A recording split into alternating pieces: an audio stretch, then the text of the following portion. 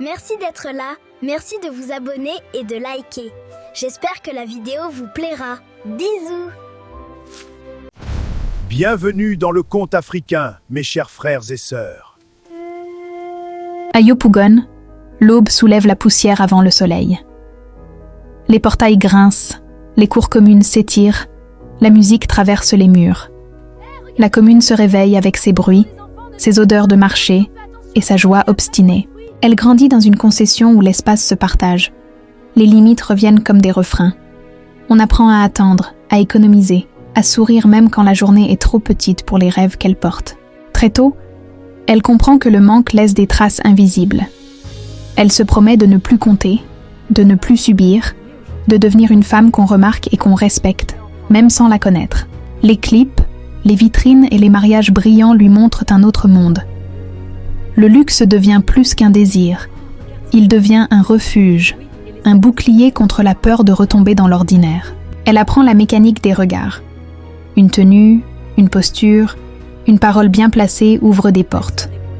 Elle comprend qu'une image peut devenir une monnaie et qu'elle sait l'utiliser.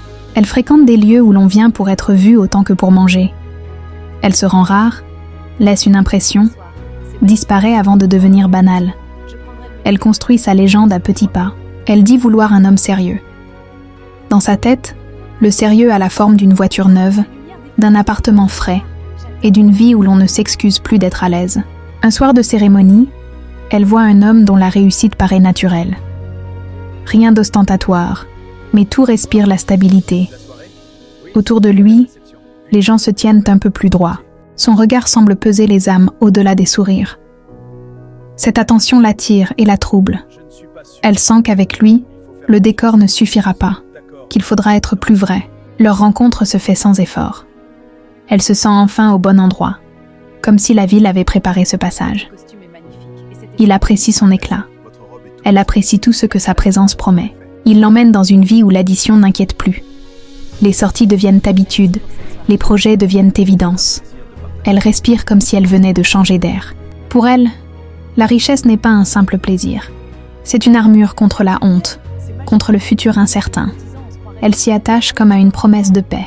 Lui s'attache à sa lumière. Il ne la traite pas comme un trophée. Il parle de construire, de durer, de faire grandir une famille. Elle se laisse porter par ce futur déjà dessiné. Elle aime les regards qu'on pose sur elle à ses côtés. Dans l'envie des autres, elle lit une victoire. Son cœur s'attache, mais son rêve s'attache encore plus à l'abondance. La grossesse arrive comme un vertige. Son corps change, son rythme change. Elle pense à la liberté qui se resserre, puis au lien durable qui l'ancre dans cette vie. Elle n'ose pas se l'avouer, mais l'enfant représente aussi une garantie, une place inscrite, une racine. Elle transforme son inquiétude en sourire et en certitude affichée. L'homme accueille la nouvelle avec une joie profonde. Il parle déjà de chambre, d'études, de transmission. Son amour devient plus protecteur, presque sacré. La grossesse se déroule dans le confort. Médecin réputé, soins, attention constante. Elle aime ce statut, cette impression d'être précieuse, d'être enfin arrivée. Le bébé naît, un garçon. Le père le prend comme un trésor. Dans ses gestes, on voit un homme transformé, plus tendre, plus présent, comme si la vie se recentrait. Elle aime l'enfant, mais sans l'attention se partager. Le centre se déplace.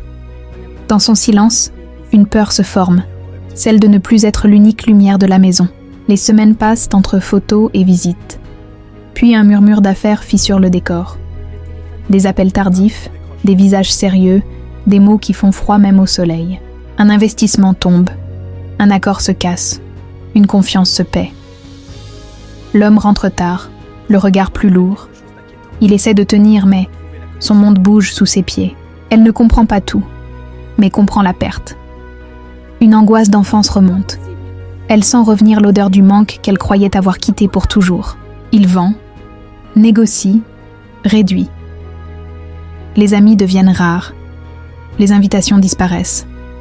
Le luxe révèle sa condition. Il aime ce qui brille et oublie ce qui tombe. Elle voit les cartes refusées, les sorties annulées, les sourires se refroidir. Avant même la pauvreté, c'est la honte qui s'installe, la peur d'être regardé autrement, lui garde sa dignité. Il aime l'enfant sans compter et la regarde encore avec douceur. Il pense qu'ils traverseront ensemble, comme une équipe, comme une promesse. Elle regarde ce combat comme une menace. Dans son esprit, amour et abondance se confondent. Sa sécurité se résume à ce qu'elle peut posséder et montrer. Le déménagement arrive. Plus petit, plus bruyant, plus réel. Les voisins sont proches, les bruits de moto entrent par les fenêtres. Sa peur devient presque tangible. Il accepte un travail modeste. Il recommence sans glamour. Sa fierté se plie, mais ne se casse pas. Il avance, parce qu'un enfant regarde et apprend en silence. Elle vit cette étape comme une humiliation. Elle se ferme, sort, se réchauffe au regard des autres. Elle cherche une issue ailleurs, une main plus riche, plus facile. Il tente de la rassurer par sa présence. Il croit que l'amour traverse tout. Il ne voit pas que sa distance devient une décision, que son silence prépare un départ. Le départ arrive un jour ordinaire. La ville klaxonne, le marché crie, la musique joue. Chez eux, une fin se fait sans éclat, seulement avec une porte et des valises. Elle laisse l'enfant au père. Elle se dit qu'il sera mieux avec lui, qu'elle reviendra plus tard. Elle transforme sa fuite en discours intérieur pour ne pas s'effondrer. L'homme reste seul. Il perd richesse puis foyer.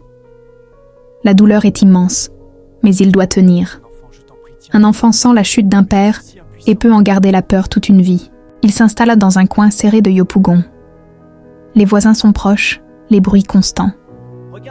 Pourtant, le père cherche à faire de cet endroit une maison, pas un exil. Il apprend à cuisiner, laver, réparer. Chaque geste devient une preuve d'amour. Il ne joue plus aux riches. Il devient simplement un père complet, présent et constant. L'enfant fait ses premiers pas dans cette vie modeste. Il ne connaît pas l'ancien luxe. Il connaît la main de son père, sa voix, sa patience, comme un soleil fidèle. Le père travaille et rentre épuisé. Pourtant, il garde de la tendresse. Il refuse que la difficulté devienne une tristesse permanente. Il transforme l'effort en chaleur. Avec les années, une opportunité apparaît. Un contact ancien se souvient de lui. Un petit projet s'ouvre. Il accepte sans fanfare, décidé à reconstruire sur du solide. Il devient prudent. Il épargne, planifie, refuse les promesses trop faciles. Sa richesse revient lentement, comme un arbre qui repousse après la saison sèche. Le fils grandit, sérieux et curieux. À l'école, on le remarque. Sa présence attire des encouragements.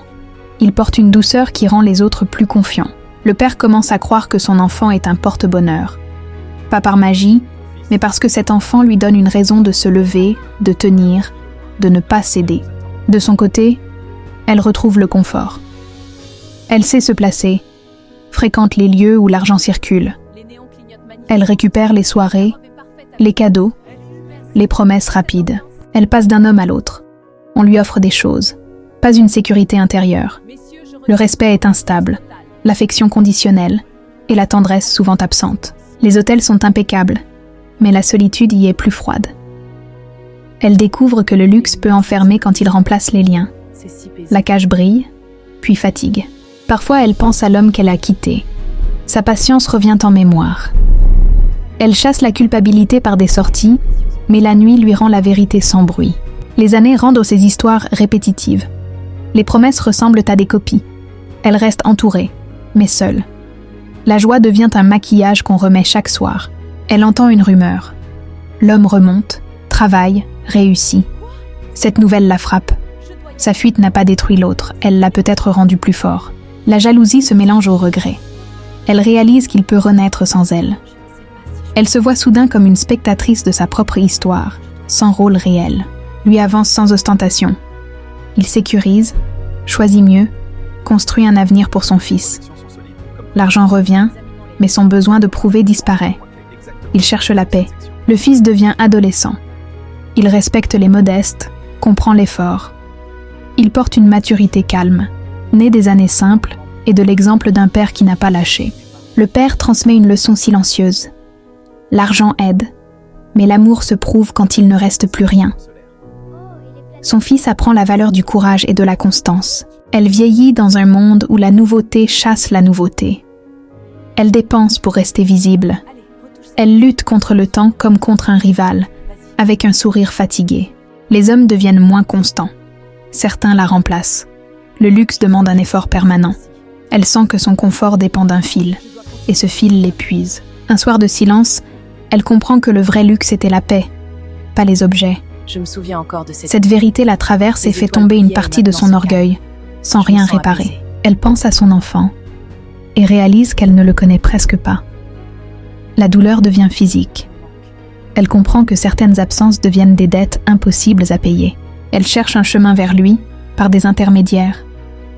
Elle envoie une demande humble, tardive, sans savoir si la porte existe encore, même pour une minute. La réponse arrive avec une limite. Le pardon est possible, mais le retour dans la maison ne l'est pas. Elle lit et sent un sol se dérober sous sa volonté de réparer. Le père choisit la paix. Il accepte de pardonner pour ne pas nourrir la haine, mais refuse de rouvrir l'intimité. La limite protège ce qu'il a reconstruit. Elle revoit son fils.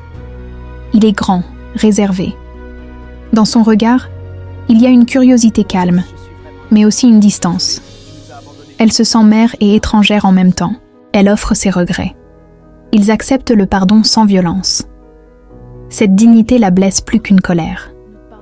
Elle comprend qu'on peut pardonner sans rendre la place perdue. Le pardon libère un peu, mais ne rend pas les années. Le temps perdu reste un mur. Elle ressent le poids des anniversaires absents et des gestes jamais faits. Elle comprend que la maison n'est plus la sienne. On lui laisse une porte pour la paix, pas pour l'habitude.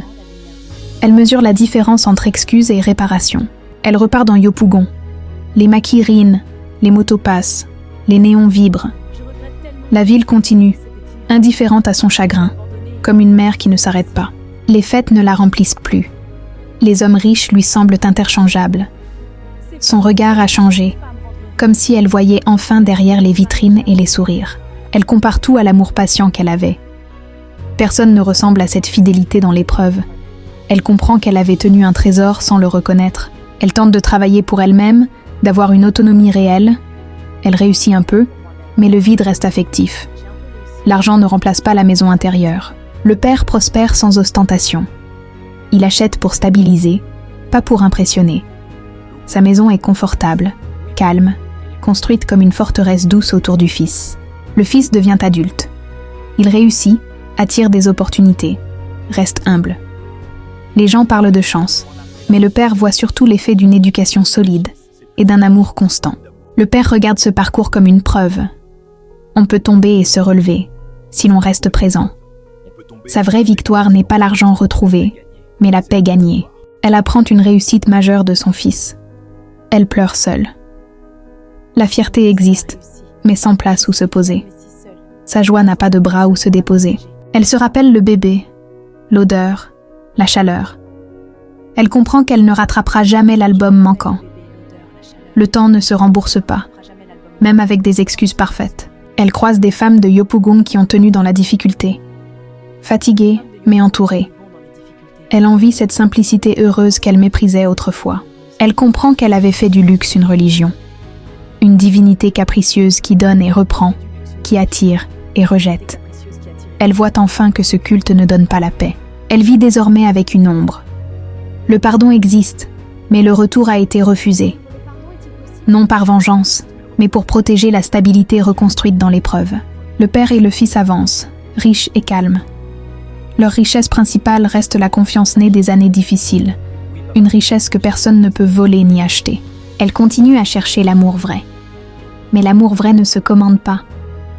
Elle sait maintenant que le cœur n'est pas un marché, et que certaines erreurs ne se réparent qu'en silence. Yopougon chante toujours. La ville n'arrête pas sa musique pour les regrets. Elle apprend à vivre sans se mentir, à marcher avec une cicatrice et une lucidité nouvelle. Elle accepte la conséquence. On peut perdre l'argent et le retrouver, mais pas toujours la place qu'on a abandonnée quand l'autre avait le plus besoin de nous. Le vrai luxe se révèle tard. La présence quand tout s'écroule vaut plus que tout ce qui brille. Elle reste avec ses regrets, et la vie continue, sans elle, dans la maison qu'elle a quittée. Merci d'être resté jusqu'à la fin, j'espère que l'histoire vous a plu. N'oubliez surtout pas de vous abonner